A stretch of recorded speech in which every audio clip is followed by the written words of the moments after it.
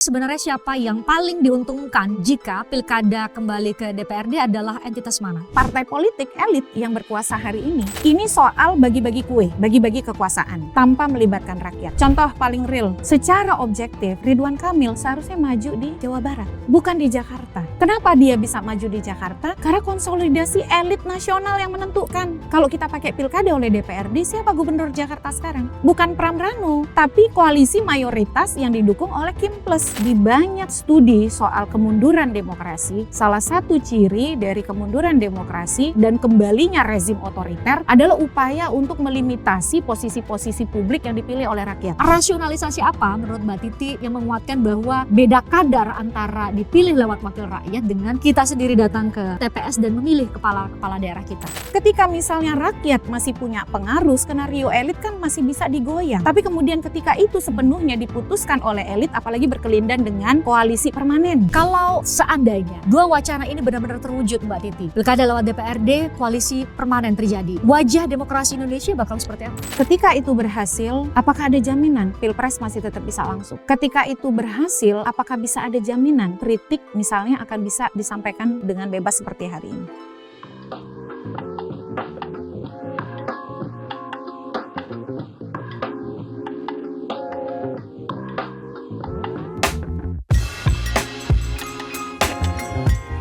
Wacana pemilihan kepala daerah melalui DPRD ini tidak sekadar bicara mengenai mekanisme pemilihan, tetapi bicara tentang sesuatu yang jauh lebih besar, yaitu arah demokrasi, relasi antara rakyat dan elit, dan termasuk bagaimana distribusi kekuasaan. Saya sudah bersama dengan narasumber yang sudah saya nantikan lama sekali ya. Akhirnya bisa hadir di studio. Saya bersama dengan Titi Anggraini. Mbak Titi, makasih ya sudah hadir. Mbak Titi sekarang aktif mengajar di Universitas Indonesia. Khusus untuk di bidang studi hukum tata negara, tapi saya mengambil fokus di hukum pemilu. Nah, hukum pemilu. Karena dulu kita kenal selalu warawiri di TV, meskipun sekarang katanya lagi menarik diri karena tengah menyelesaikan disertasi untuk doktoral. Ya, iya, mudah-mudahan very soon. Oke.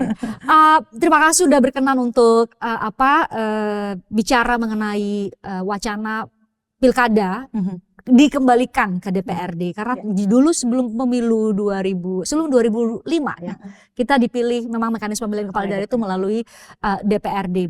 Kan hitung-hitungan matematis yang disampaikan kepada publik bahwa 2024 itu kita ngabisin 37 triliun loh, besar sekali hanya untuk memilih kepala-kepala daerah. Sepadankah dengan, dalam bahasa Mbak Titi sendiri di berbagai media, mereduksi partisipasi publik? Equal? Ya, jadi kalau melihat pemilihan kepala daerah oleh DPRD, aspeknya itu bukan hanya soal aspek matematis ya. Jadi kita bisa bicara dari banyak aspek, dari aspek demokrasinya, dari aspek kohesi sosial, dari aspek politik, dan juga dari aspek konsolidasi bernegara yang sudah kita lalui sehingga hari ini. Jadi kalau kita lihat kehadiran kepala daerah itu pemilihan kepala daerah langsung itu selalu berkelindan dengan proses demokratisasi di tingkat nasional. Jadi ketika pilkada langsung pertama kali di tahun 2005, dia itu dalam satu aliran nafas dengan pemilu presiden di 2004. Jadi semangat pemilu presiden di 2004 kemudian bergulir menjadi pilkada langsung di 2005. Itu ketika era reformasi. Tapi kalau ditarik mundur ke belakang, ternyata gagasan pilkada langsung bukan hanya di era reformasi. Dengan Undang-Undang 32 2004. Ada Undang-Undang nomor 1 tahun 57. Nah, Undang-Undang nomor 1 tahun 57 itu tentang pemerintahan daerah. Ternyata Undang-Undang 157 itu juga sudah bicara tentang pilkada langsung, pemilihan kepala daerah langsung, yang pada waktu itu bahkan di undang-undang itu disebutkan seharusnya akhir masa jabatan kepala daerah itu sama dengan akhir masa jabatan DPRD. Tetapi kan kita pada masa itu sedang menata kehidupan bernegara, lalu juga pada waktu itu belum bisa terrealisasi karena ada peristiwa G30S dan lain sebagainya begitu. Nah, jadi kenapa di tahun 57 pilkada langsung muncul? Karena kita demokratisasi dengan pemilu pertama di Indonesia tahun 55. Jadi pilkada langsung itu selalu dalam semangat pengokohan demokratisasi Indonesia. Tahun 57 dalam satu rangkaian dengan pemilu pertama 55, tahun 2005 pilkada langsung dengan rangkaian pilpres langsung. Jadi semangatnya itu selalu penguatan demokrasi. Nah yang kedua, hitungan matematika ya. Matematika itu memang seolah-olah ada uang 37 triliun ya. Habis ya. Habis. Kalau dialihkan ke MBG bisa berapa hari, Mbak? Nah, jadi seolah-olah sesederhana itu. Padahal kalau kita bicara masyarakat yang merasa dilibatkan, masyarakat yang merasa diajak ikut serta, masyarakat yang difasilitasi hak politiknya untuk ikut menentukan, itu kan kemudian keluarannya adalah stabilitas. Jadi mereka merasa menjadi bagian dari proses pembangunan daerah, proses demokratisasi daerah, sehingga langkah-langkah yang biasanya dilakukan dengan demonstrasi, turun ke jalan, mobilisasi massa, itu bisa diredam. Karena kan sebenarnya kalau kita bicara pemilu, pemilihan langsung atau pilkada langsung, itu kan from bullet to ballot, dari peluru ke surat suara. Nah ini yang tidak pernah dihitung. Jadi harga dari stabilitas, harga dari rakyat yang merasa dilibatkan, rakyat yang merasa menjadi bagian dari proses pemerintahan, itu tidak pernah diukur. Mbak Titi, tapi kan narasi bahwa efektivitas ya, selain efisiensi tadi soal hitung-hitungan anggaran yang bisa dihemat adalah efektivitas gitu ya, bahwa efektivitas berkelindan juga dengan stabilitas sosial gitu ya. Kan banyak kemudian secara empirik selama pemilihan langsung ini juga ada konflik horizontal di daerah, bahkan sampai ke level pemilihan kepala desa aja tuh berantem tuh. Jadi sebenarnya mungkin ini yang bakal berusaha untuk direduksi oleh melalui wacana memilih kepala daerah melalui DPRD kembali, sehingga rakyat nggak perlu berantem tuh di grassroots untuk memilih kepala daerah saja gitu. Kalau Mbak Fristian buka pemberitaan antara rentang 99 sampai 2004 yang melatar belakangi pilkada langsung, narasinya persis sama dengan itu. Protes masyarakat, gedung DPRD dibakar, lalu anggota DPRD diisolasi di hotel supaya tidak terdampak politik uang dan lain sebagainya. Narasinya sama. Berarti kan kalau begitu problemnya juga sama. Problemnya apa? Ada problem politik uang, disparitas aspirasi dengan kebijakan yang dibuat oleh para elit, dan yang ketiga itu integritas politisi kita, partai politik kita. Nah hulu ini yang harus dibenahi ya. Jadi tapi saya mau bilang begini Mbak, di banyak studi soal kemunduran demokrasi, salah satu ciri dari kemunduran demokrasi dan kembalinya rezim otoriter adalah upaya untuk melimitasi posisi-posisi publik yang dipilih oleh rakyat. Itu salah satu cirinya. Misalnya itu ditulis oleh Andreas Sadler. Jadi Andreas Sadler itu menyebutkan menu of manipulation. Jadi salah satu menu manipulasi yang diintrodusir oleh rezim otoriter mempersempit ruang-ruang jabatan publik yang dipilih oleh rakyat. Dan juga yang dilakukan oleh mereka adalah ketika ada proses pemilu, yang dilakukan adalah pemilu yang manipulatif. Jadi pemilu itu selalu menjadi instrumen yang digunakan oleh rezim otoriter, apakah dengan memanipulasi proses kontestasinya ataukah menyempitkan dan membuat ruang-ruang yang bisa dipilih langsung oleh rakyat itu semakin sedikit. Mbak Titi kan sebenarnya termasuk Komisi 2 ya, Komisi 2 DPR RI kan yang juga nanti akan membuat dan merancang bagaimana sistem pemilu kita untuk 2029. Katanya ini kan jadi bagian dari paket undang-undang pemilu. Mengatakan bahwa di Undang-Undang Dasar kita sendiri di pasal 18 ya, 18 ayat 4. Ayat 4 Undang-Undang Dasar 1945 mengatakan bahwa tidak ada kalimat eksplisit yang menegaskan bahwa pemilihan kepala daerah itu harus dipilih secara langsung. Belum lagi kacamata lain kalau kita geser, pemilihan melalui prinsip keterwakilan juga adalah bagian dari demokrasi kan. Representasi kedaulatan rakyat juga masih bisa dilakukan dengan melalui wakil-wakil rakyat dalam hal ini di DPRD. Rasionalisasi apa menurut Mbak Titi yang menguatkan bahwa beda kadar antara dipilih lewat wakil rakyat dengan kita sendiri datang ke TPS dan memilih kepala daerah kita? Iya, negara ini kan ada karena kontrak sosial ya, bukan karena elit datang langsung menjajah kita begitu. Dalam konsep teori negara hukum demokrasi modern, kontrak sosial yang salah satu instrumennya itu pemilu, itu membuat mereka ada. Dan kita sudah bersepakat di konstitusi kita, kedaulatan berada di tangan rakyat. Pasal 1 ayat 2 Undang-Undang Dasar kita dilaksanakan menurut Undang-Undang Dasar dalam sebuah negara hukum. Nah betul memang ada pasal 18 ayat 4 yang menyebutkan bahwa gubernur, bupati, wali kota, kepala pemerintah provinsi, kabupaten kota dipilih secara demokratis. Itu adalah hasil amandemen kedua. Sebelum kita amandemen ketiga yang mengintrodusir Pilpres langsung di pasal 6A Undang-Undang Dasar kita dan juga 22E. Nah, ini harus dilihat satu rangkaian. Jadi pada waktu itu memang pembahasan nomenklatur demokratis digunakan untuk menyelaraskan dengan pembahasan Pilpres yang belum tuntas. Sementara ketika Pilpres tuntas dalam sebuah negara sistem presidensil, pemilu presiden langsung kan memberi mandat kepada eksekutif nasional.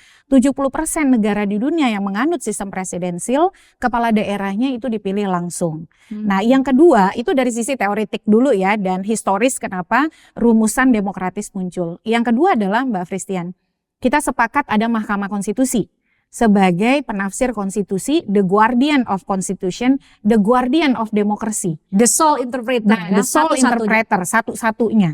Dan kita demokrasi konstitusional, pasal 1 Undang-Undang Dasar kita. Nah, Mahkamah Konstitusi sudah punya berseri-seri putusan yang menafsirkan apa yang dimaksud demokratis, dipilih secara demokratis. Pertama, putusan nomor 55 tahun 2019. MK mengatakan tidak membedakan pemilu dan pilkada. Lalu yang terang benderang putusan 85 2022. Mahkamah Konstitusi mengatakan pilkada adalah pemilu yang harus dilaksanakan secara langsung, umum, bebas, rahasia, jujur dan adil. Dan oleh karena itu sengketa hasil pilkada diselesaikan di Mahkamah Konstitusi. Dan yang terakhir dipertegas misalnya oleh 3 putusan. Putusan 135 tahun 2024 tentang pemisahan pemilu nasional, serentak daerah, serentak nasional memilih presiden, DPR, DPD, 2 sampai 2,5 tahun setelahnya serentak daerah memilih DPRD dan kepala daerah. Nah, artinya kepala daerah dan DPRD bersamaan dipilih langsung oleh rakyat. Kemudian ada putusan 104 tahun 2025, terakhir ada putusan 110 tahun 2025. Di putusan 120 Mahkamah Konstitusi menyatakan bahwa tafsir demokratis dipilih langsung harus dilaksanakan sesuai dengan asas pemilu yang ada di 22E ayat 1. Jadi pertanyaannya adalah kalau menurut saya nih agenda pilkada langsung tidak langsung satu. Ada problem yang berkaitan dengan penolakan partai-partai terhadap pemisahan pemilu nasional, pemilu daerah. Jadi, dan itu narasi itu kan sudah muncul. Mereka mengatakan bahwa putusan tentang pemisahan pemilu bertentangan dengan konstitusi dan lain sebagainya. Dan ada penolakan yang sangat kuat dari partai-partai di DPR. Dan ketika misalnya pilkadanya oleh DPRD, mereka kemudian menjadi punya alasan berikutnya untuk tidak merealisasikan pemilu serentak nasional dan daerah. Jadi ini keluaran dari kepentingan pragmatis lain. Selain hitungan-hitungan yang salah kaprah soal tadi efektivitas efisiensi. Kalau mau serius efisiensi, kita misalnya dinarasikan 37 triliun itu untuk siapa? Untuk memfasilitasi orang yang punya kedaulatan, rakyat. Untuk ikut menentukan datang ke TPS. Kita yang punya kedaulatan, pejabat ada, presiden ada, DPR ada, karena siapa? Karena rakyat. Dan itu yang dibayarkan untuk rakyat. Dari uang mana? Uang pajak rakyat. Tetapi di saat yang sama kita disuruh melihat penambahan kementerian, penambahan badan-badan setingkat kementerian, staf-staf khusus yang begitu banyak sampai ada staf khusus apa? Pariwisata, pengembangan luar negeri dan lain sebagainya, atau apapun namanya kita juga sudah tidak kenal ya, kecuali wok-wok tetototnya begitu ya. Nah, ada kontradiksi argumen dan kesalahan berpikir yang terlihat sangat nyata oleh rakyat. Satu sisi untuk kepentingan elit, pemerintah mempertontonkan betapa pendekatan efisiensi itu tidak ada. Oke. Kementerian nambah, staf khusus banyak sekali, dan berbagai program-program yang sifatnya sangat masif skalanya gitu. Jadi menurut Mbak Titi dengan tadi bahwa Mbak Titi sebenarnya mendorong untuk efisiensi, kalau mau efisiensi ada beberapa pos yang lain yang sebenarnya secara nyata itu seharusnya bisa dikurangi untuk bisa memberikan efisiensi terhadap anggaran dihabiskan untuk penyelenggaraan negara, alih-alih untuk memilih untuk menghapus pilkada langsung yang katanya bisa menghemat triliunan rupiah itu gitu. Jadi inikah alternatif yang Mbak Titi bisa sampaikan ketika narasi bahwa kita mau efisiensi itu sebenarnya ada cara lain selain dengan hanya sekadar mengurangi mereduksi partisipasi rakyat? Sangat jelas, efisiensi mulai dulu dari elit. Efisiensi itu mulai dulu dari kebijakan untuk para elitnya. Misalnya begini, kita bicara soal efisiensi di tengah misalnya pernyataan presiden bahwa penambahan kementerian itu ya karena kita negara yang besar, bangsa yang besar, populasi kita 280 juta, negara lain bisa punya menteri banyak dan lain sebagainya. Tidak ada pertimbangan anggaran. Artinya negara ini kan mampu. Itu untuk elit, mengakomodir ujung-ujungnya apa sih? Stabilitas kan. Karena ingin politik merangkul tadi. Kenapa yang dirangkul hanya elit? Harusnya dirangkulkan rakyat. Karena mereka ada itu karena rakyat. Jadi ada jalan lain untuk efisiensi. Kalau memang mau efisiensi, ya kementerian tidak nambah dong. Dari 34 jadi 50 kira-kira begitu ya. Lalu juga staf khusus yang kita nggak pernah tahu tuh key performance indicatornya seperti apa. Jadi yang kita hadapi hari ini adalah kontradiksi-kontradiksi kebijakan, kontradiksi-kontradiksi argumen. Lagi pula kalau bicara soal misalnya politik biaya tinggi. Nah, politik biaya tinggi itu harus dilihat biaya tingginya dari mana? Dari yang biaya pilkadanya atau biaya yang dikeluarkan kontestannya.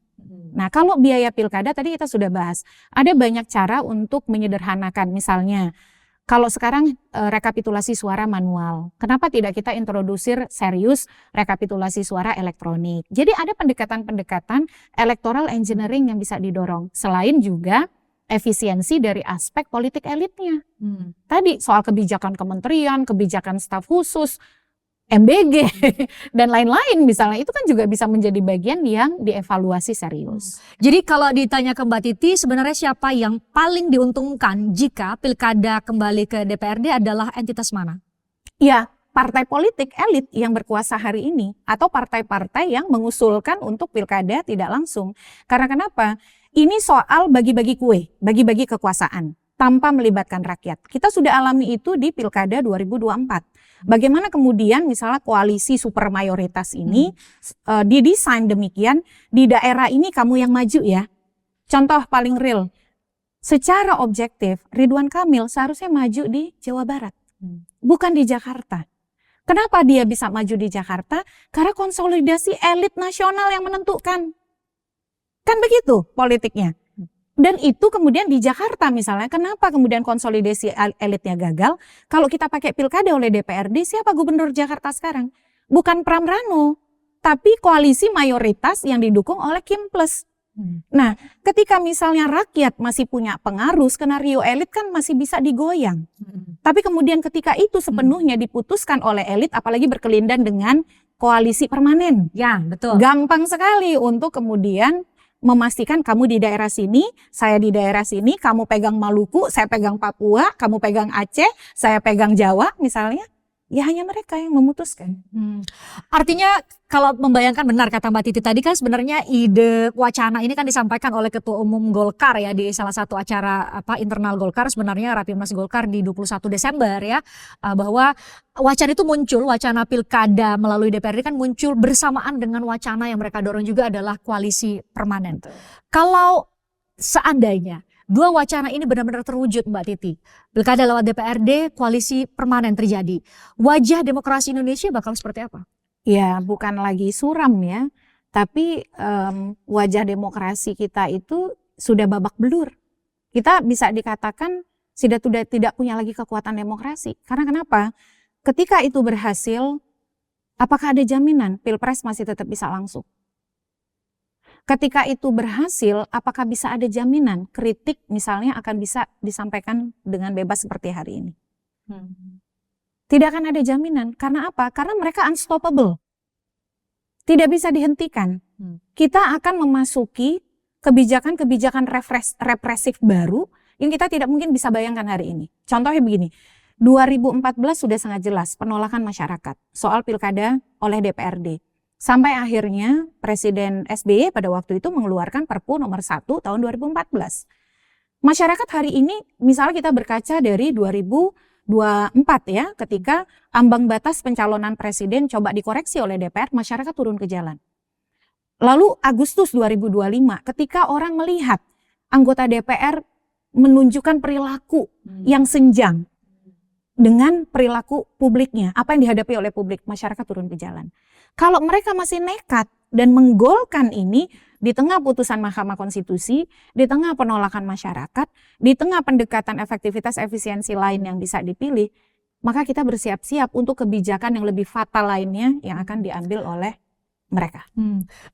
Bagi kelompok yang atau katakanlah elit politik ya dari partai politik yang sudah menyatakan secara terbuka mendukung wacana pemilihan kepala daerah lewat DPRD ini kan juga menyerang praktik-praktik atau akses-akses yang tidak diinginkan yang selama ini sudah berjalan melalui pemilu langsung. Misalnya tadi ya sudah disebutkan ada money politik, kohesi sosial yang terganggu, ada konflik sosial horizontal yang terjadi dan lain-lain.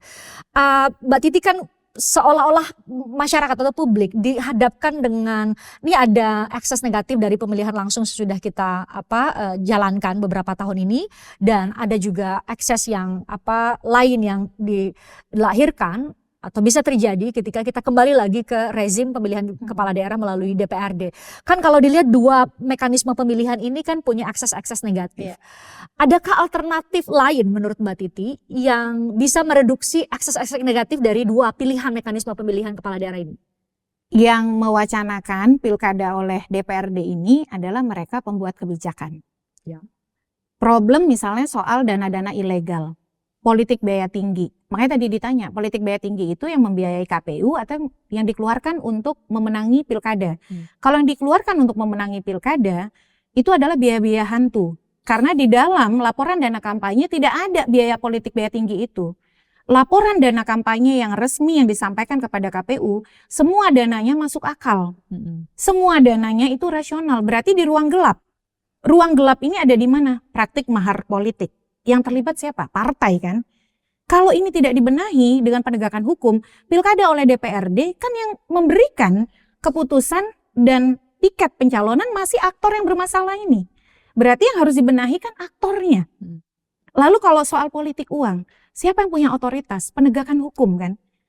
Padahal kita ini sudah ada Bawaslu. Kenapa Bawaslu-nya tidak efektif? Ya karena masih diintervensi. Karena perilaku relasi politik kita yang tidak berintegritas. Nah, selama perilaku politik dan aktor-aktor politik yang problematiknya masih di sana, mau pilkada langsung atau tidak langsung, masalahnya masih sama. Bedanya adalah kalau pilkada langsung, rakyat yang punya kedaulatan difasilitasi dan mereka ada karena maunya rakyat. Kalau pilkada oleh DPRD, elitis dan ketidakpuasan itu bisa tereskalasi. Bukan tidak mungkin disintegrasi loh. Orang merasa maunya Riau apa, diberi oleh pusat apa. Maunya Papua apa, diberi oleh pusat apa. Dan pilkada langsung adalah semangat dari otonomi daerah, buah dari reformasi, jangan lupa. Nah, jadi dalam konteks ini yang harus dibenahi kalau menurut saya yang pertama kali adalah demokrasi di internal partai. Jadi bagaimana partai itu betul-betul mendorong kader-kader terbaiknya yang tidak tersandera oleh politik modal. Makanya saya mendukung tuh Astacita, gagasan dari Pak Prabowo untuk meningkatkan dana negara, alokasi dana negara yang lebih signifikan untuk partai politik. Supaya partai tidak dikendalikan segelintir orang. Dan kita berinvestasi supaya partai memainkan peran kaderisasi, rekrutmen politik demokratis, dan pendidikan politik sehingga kader-kader terbaik bisa didorong di pilkada. Dan kompetisinya ideologis.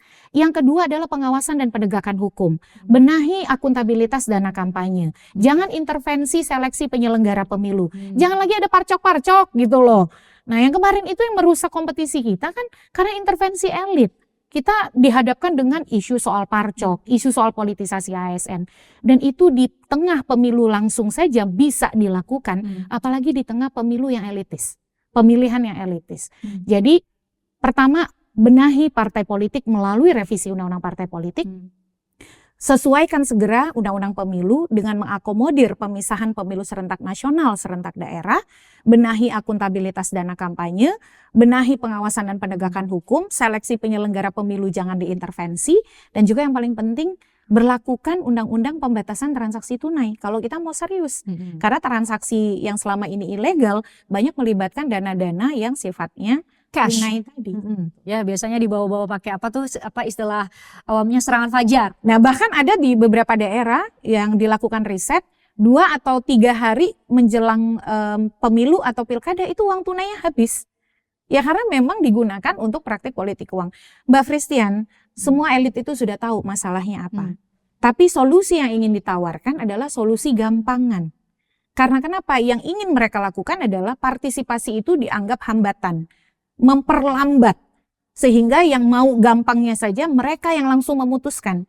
Dan itu adalah ciri-ciri pemerintahan yang tiran, yang otoriter, yang menganggap partisipasi keterlibatan masyarakat sebagai beban. Ya, tadi kita ngomong ya bahwa ada slogan dari kultur Afrika. If you want to go far, go together. Kalau mau pergi jauh tuh pergi bareng-bareng. Tapi kalau if you want to go fast, kalau ingin pergi cepat, pergi aja sendirian. Nah, kalau pola-pola mengambil keputusan elitis sendirian, kita udah punya pengalaman.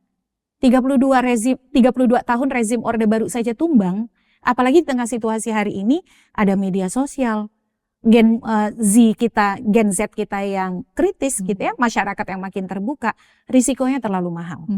Jadi kalau yang dikatakan bahwa ini bisa mereduksi konflik sosial, instabilitas sosial dan politik itu tidak akan terganggu, diminimalisir kekawasan yang terjadi, justru Mbak Titi membayangkan kalau ini dipaksakan hal sebaliknya akan terjadi. Saya melihat itu dan kita sudah punya pengalaman 2014.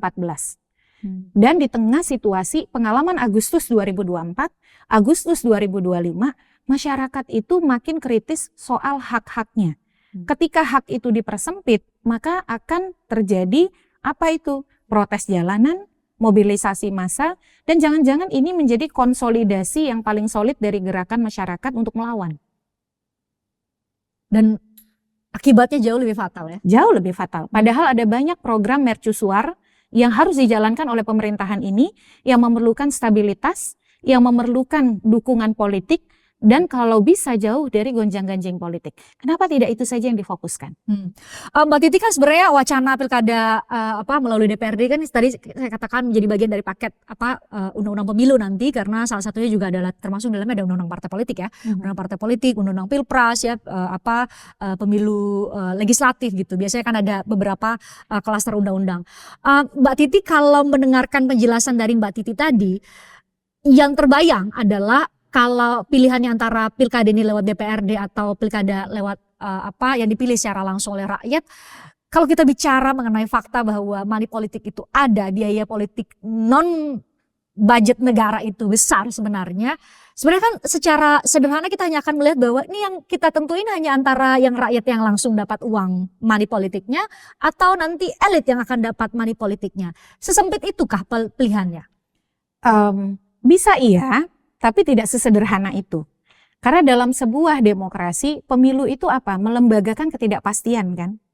Walaupun misalnya partai pengusung adalah partai mayoritas, tapi kan rakyat belum tentu pilih. Nah, oleh karena itu dia harus turun ke rakyat, harus mendengar suara rakyat. Dalam pola misalnya di tengah ada situasi politik uang yang harus masih kita hadapi, ya? tapi mereka para elit tetap harus turun kan, harus menjangkau tangan-tangan rakyat, harus bersalaman dengan rakyat. Ketika itu dipilih oleh DPRD, siapa yang akan menentukan periode keterpilihan kedua? Elit. Maka relevansi turun ke masyarakat berubah menjadi turun ke elit. Jadi ada banyak memang, saya tidak anti pembenahan pilkada.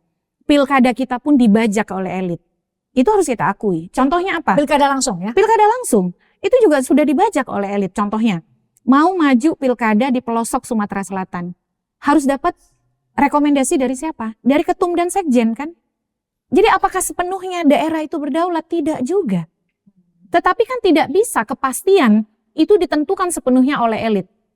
Contoh calon tunggal. Ada 3 daerah calon tunggal di pilkada 2024. Apakah semuanya menang? Itu kan skenario elit. Hampir 100% yang mendukung. Di Pangkal Pinang kalah. Di Kabupaten Bangka kalah. Di Kabupaten Banjarbaru kalah. Kalah dengan kota kosong. Dari kota kosong. Calon tunggal kalah dari kota kosong. Artinya probabilitas itu masih ada di tangan rakyat. Penentu itu ada di tangan rakyat. Nah, ini yang tidak pernah dihitung. Kalau misalnya ini dipaksakan, lalu masyarakat tidak puas, mereka tidak punya saluran, yang terjadi adalah bisa eskalatif kepada politik kekerasan. Politik yang kontradiktif bagi kebutuhan stabilitas itu sendiri. Jadi rezim akan terus dirongrong. Dan bukan tidak mungkin kita akan ada reformasi jilid 2. Gejalanya sudah ada kan? 2 Agustus 2024, Agustus 2025. Apakah itu mau terus dieskalasikan? harusnya para elitnya belajar untuk mengatakan tidak. Kalau saya melihat jangan-jangan ini isu yang sengaja untuk memecah belah kekompakan koalisi. Karena akan menghadap-hadapkan dengan rakyat. Ini akan mendorong konsolidasi yang sangat solid dari rakyat untuk menolak gagasan ini. Siapa yang akan dirugikan? Ya pemerintahan yang berkuasa. Siapa? Ya Pak Prabowo dan partainya begitu. Jadi seharusnya ini juga harus dilihat secara lebih taktis. Bukan sekedar soal memudahkan pengambilan keputusan, karena kekuasaan dan politik itu cair. Kita tidak pernah tahu guliran menjelang 2029 akan seperti apa. Tetapi siapa yang paling disalahkan dari narasi pilkada langsung? Pemerintah. Pemerintah. Jadi tidak ada keuntungan sama sekali sebenarnya. Kontraproduktif sebenarnya. Kontraproduktif. Menyampaikan ini, menggulirkan ini, wacana ini. Orang yang tidak puas pada MBG bisa bersatu di isu ini. Orang yang tidak puas pada misalnya praktik bagi-bagi kekuasaan tidak bisa bersatu pada isu ini. Orang yang tidak puas pada ancaman misalnya KUHP baru, KUHAP baru bisa bersatu pada isu ini. Ini eskalatif dampaknya. Karena kekhawatiran, kenapa saya tanyakan itu Mbak Titi, karena kekhawatirannya adalah tadi dengan bangunan berpikir bahwa kedua mekanisme pemilihan ini juga punya akses negatif yang seharusnya sama-sama kita pikirkan. Cara mereduksinya adalah jangan-jangan kita mempertahankan pilihan langsung itu, pilkada langsung itu hanya untuk bisa ya tidak menyelamatkan demokrasi, tapi hanya untuk sekadar menyelamatkan ritualnya saja. Ada rakyat, dia punya hak suara, dia datang ke kotak suara, dia datang ke TPS dan dia menentukan pilihan. Jangan hanya seperti itu gitu. Jangan-jangan justru hanya ritual itu yang tersisa untuk rakyat hari ini. Kenapa nggak dilihat dari aspek itu? Dalam banyak hal lain kan kita sudah ditinggal. Sudah tidak diajak dilibatkan. Kalau yang tersisa hanya ritual itu gimana? Tapi itu menyedihkan Mbak Titi kalau hari ini faktanya adalah rakyat itu pemegang kedaulatan yang sesungguhnya ini tuh hanya punya tinggal kuasa yang tersisa adalah Itu dia. Setiap saban 5 Itu dia. tahun Itu dapat dia. undangan untuk ke TPS, nyoblos. Itu dia. Tapi kan yang 5 tahun itu masih tidak memberikan absolutisme kepastian kekuasaan sepenuhnya pada para elit kan. Kalau saya sederhana saja Mbak Fristian, kita ini semakin kesini hak kita semakin sedikit. Institusi-institusi buah dari reformasi makin dibonsai, KPK, lembaga-lembaga negara independen dikooptasi oleh kepentingan partisan. Mahkamah Konstitusi di tengah proses berbenahnya juga tidak lepas dari ancaman. Nah, di tengah situasi hari ini sebagai rakyat, kalau saya merasa pilihan untuk mencegah pemusatan kekuasaan itu adalah pilihan yang harus kita pertahankan. Terlepas misalnya ada kelemahan itu yang harus dijawab. Kalau pilkada tidak langsung, pemusatan kekuasaan itu seakan semakin mudah untuk dilanggengkan. Situasi hari ini kita tidak punya kekuatan kontrol di parlemen. Parlemen kita sekedar menjadi rubber stamp. Stempel karet bagi proposal-proposal eksekutif. Siapa kekuatan penyeimbang? Tidak ada. Rakyat bersuara di jalanan, di ruang sidang Mahkamah Konstitusi. Sudah ada putusan MK yang menyatakan pilkada adalah pemilu. Itu juga disimpangi. Memaksakan pilkada tidak langsung artinya kita secara terang benderang menyimpangi putusan Mahkamah Konstitusi. Itu kan tindakan inkonstitusional. Pertanyaannya, tindakan inkonstitusional apa lagi yang akan dilakukan? Jadi itu saja kalau kita mau berefleksi. Ini bukan sekedar soal langsung tidak langsung, ini persoalan yang lebih besar. Agenda pemusatan kekuasaan dan ini akan memuluskan tindakan-tindakan inkonstitusional lainnya. Jadi alih-alih mengubah mekanisme pemilihan pilkada itu menjadi lewat DPRD, menurut Mbak Titi justru nomor 1 yang harus direvisi dan dikuatkan adalah undang-undang partai politik sendiri. Benahi partai politik. Kembalikan partai politik kepada cita konstitusi. Institusi yang independen, institusi yang membawa ideologi, dan institusi yang melayani rakyat. Dan itu undang-undang partai kita, Mbak Fristian, sudah sejak 2011 tidak direvisi. Dinamika politiknya sudah sangat luar biasa. Kenapa partai kita semuanya membeok kepada kekuasaan? Itu problem dari pendanaan partai, otonomi partai. Partai menjadi tidak otonom lagi karena persoalan intervensi kekuasaan melalui dana-dana yang harus mereka peroleh bukan secara legal melalui pendanaan negara, tetapi melalui bancakan-bancakan program pemerintah. Jadi lebih mendesak kita membenahi partai ketimbang kemudian kita mengubah model yang mulai terinternalisasi di masyarakat. Yang seharusnya dibenahi adalah tata kelolanya, penegakan hukumnya, begitu. Bukan dihapuskan ya. Bukan sistemnya, bukan dihapuskan. Mbak, kita ini punya proposal yang sangat lengkap untuk membenahi pilkada langsung. Problemnya adalah proposal itu tidak bisa jadi jalan pintas untuk pemusatan kekuasaan dan skenario elit. Proposal itu adalah menghadirkan politik deliberatif kedaulatan rakyat yang otentik. Dan itu tidak menyenangkan tentu bagi orang yang ingin berkuasa instan, yang ingin main atur tunjuk-tunjuk cepat gitu. Berarti ada yang tidak nyaman dengan kondisi saat ini, Mbak Titi? Ya, tidak nyaman dengan suara rakyat mungkin ya, tidak nyaman dengan partisipasi. Kadang-kadang orang hanya ingin lihat cepatnya, padahal kadang-kadang agak lambat sedikit, tapi dia melibatkan, itu akan melahirkan daya tahan yang lebih lama. Daripada cepat, serba instan, tapi rentan dan ibarat kosmetik kan, padat di luar ternyata rapuh di dalam. Nah itu yang seharusnya dalam bernegara kan kita punya visi besar. Bukan hanya 1 tahun, 5 tahun, 10 tahun, tapi visi Indonesia begitu. Indonesia emas 2045. Jangan jadi Indonesia cemas gitu ya, tapi Indonesia emas beneran. Mbak Titi, makasih ya sudah memberikan penjelasan komprehensif sekali sampai tadi kita bandingkan dengan berbagai negara lain gitu ya, yang kita harapkan bisa, kan nggak mungkin ya elit kita nggak punya akses terhadap berbagai preferensi tadi ya. Akses ada, kemauan yang tidak ada. Nanti kita coba tanyalah, kami akan coba untuk wawancara Komisi 2 ya, kita coba dengarkan bagaimana pandangan mereka gitu ya, karena terima kasih Mbak Titi sudah memberikan gambaran gitu ya, karena kan itu perlu untuk kemudian kita challenge apakah positioning untuk tetap mempertahankan pemilihan langsung itu sekadar tadi saya katakan tidak untuk menyelamatkan demokrasi tapi sekadar ritualnya. Terima kasih sudah menyempatkan waktu di tengah kesibukan, semoga sidang disertasinya lancar dan segera menjadi Ibu Doktor Titi Anggraini ya. Thank you selalu ya Mbak Titi, thank you ya.